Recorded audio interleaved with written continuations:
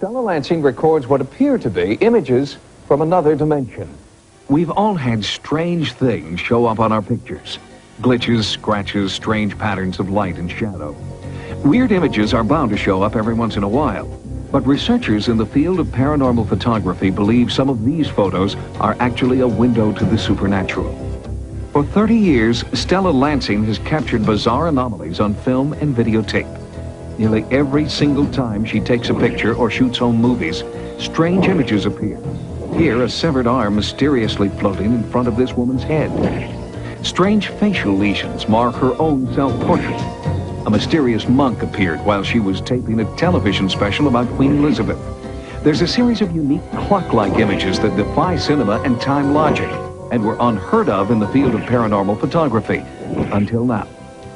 I probably didn't realize that it was any kind of a gift or anything in the beginning. I was just trying to get proof of what I was seeing. I tried with every kind of camera I had, and as this went along, I asked someone if only I had a movie camera, and they let me borrow theirs, and that's when I started to get my very first nighttime sighting. There is usually a rational and mechanical explanation for what produced a given image on the film, as opposed to a supernatural answer. The idea that Stella was experiencing more than just mechanical failure first occurred to her while shooting these high-tension wires near her home in Massachusetts. Suddenly, this burst of light came off of the knoll where I was just facing there and shot up. It seemed like in that direction, toward the moon, in the direction of the moon, south, southwest. And as it did, all these multicolored lights were flashing, and that's when I got this object that looks like arms sticking out. A frame-by-frame analysis of Stella's Super 8 film reveals these astonishing images.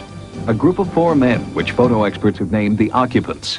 In the 20 years since this Super 8 image was captured, photo analysts have debated its authenticity. I took the footage of the Occupants to the Brooks Institute, the prestigious photography study center in Santa Barbara, California. What could affect a photographic negative like that? A stray light entering from a small hole near the camera lens, possibly some kind of after effect when the film was taken out of the camera, some kind of a very fine, hard, and short light strike that produced those patterns. 8mm motion pictures are so small, frame by frame, that it's virtually impossible to fake them without a sophisticated laboratory and animators. You'd have to run a Walt Disney studio to do it. A person like Stella Lansing could not do it. Even more mysterious than Stella's Super 8 image of the Occupants is what happens when the film is transferred to videotape. Then, unidentified voices suddenly appear.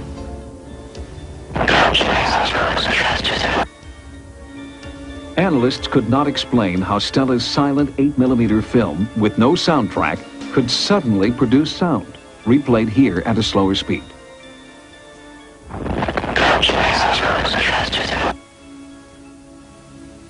With no technical knowledge of photography herself, Stella searched for someone who could explain the images in her photos. Dr. Bertold Schwartz, noted psychiatrist and author, took her case and has been studying Stella Lansing for 21 years. When I first met Stella, I became more and more curious, because here is a human being that gets these things, the kind of things you read about in the paper, but is seldom documented as one would prefer. In fact, it was Stella's meticulous records that set her apart. For 30 years, she had kept detailed logs of all her photos and films.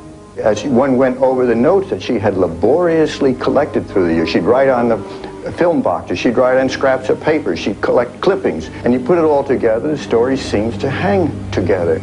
And we have to ask the question, how do we explain it? Questions and questions and questions, but then it becomes fascinating, a real mystery of the first order. Some of Stella's most bizarre images are referred to as the clock series, images captured on film that surround such things as airplanes and church steeples, appearing at night and during the day.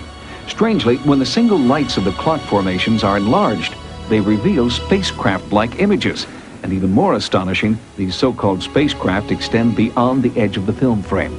It overlaps the frames. Indeed, the time-space barrier is smashed in some way by this housewife. Rand, the clockwork patterns on Stella's photographs, what do you make of them? I can find some rationale in calling them a mechanical problem in the camera. Some of the consistencies from frame to frame indicate that the exposure was produced not in the camera, but somewhere as a light leak entering the camera, or some other pattern. The pattern appears to be very similar, but not always the same. But Stella Lansing still got the clock-like formations when she used 6 different cameras, 2 different types of film, inside, outside, in daylight, and at night, in 5 different states. She even succeeded when her camera was switched for another at the last moment. So could Stella Lansing be somehow affecting her film subconsciously? To find out, Dr. Schwartz has subjected Stella to psychiatric evaluations and brainwave analyses. In 1971, Dr. Schwartz himself filmed this breakthrough field study.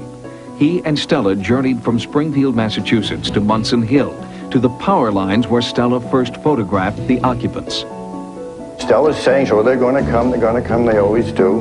And by golly, we see these 2 orange or reddish-orange globes. First there's 1, then there's 2, they're blinking, they seem to hop around.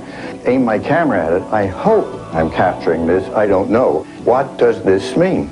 This causes me to believe that either there's some type of mind projection, either she's somehow projecting these images onto the film from her imagination, from her own mind, or that another theory, which is certainly not provable, not by me anyway, is could things exist in another dimension, in a borderline way where they flicker in and out of our dimension.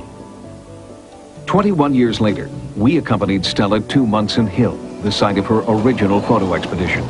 We wanted to see if Stella would get the same paranormal images under our own controlled conditions. There's some kind of interaction here. Whatever it is, I don't know what it is, but for some reason, it's just like when I'm driving, I seem to know where to look. I mean, I don't have eyes in the back of my head, but I seem to know when to look somewhere, and I look like that, and there it is. Stella also took still photos of our sightings producer and camera crew, and surprising results occurred at the Palmer Photo Lab, where Stella's film was developed. The first thing their technician ruled out was light flare. This is what's interesting right here. This seems to have solidity to it here. It's almost an oval shape, and right here also has the same thing. That is really strange. It has all the attributes of classic camera flare. But all the light was behind Stella, not behind the subject. There appears to be some sort of a light source just breaking over her shoulder. But it would be visible to the It would naked be eye. visible. It would be like a flashbulb or something. It could have been a very transitory event, very short in duration, where the human eye and brain in combination just didn't recognize it, but the film did for whatever reason. I believe in what I'm doing, and I know there's something out there, and nobody can tell me it isn't. Debate continues on what is actually appearing in Stella's films. We'll keep you updated on the results of future investigations.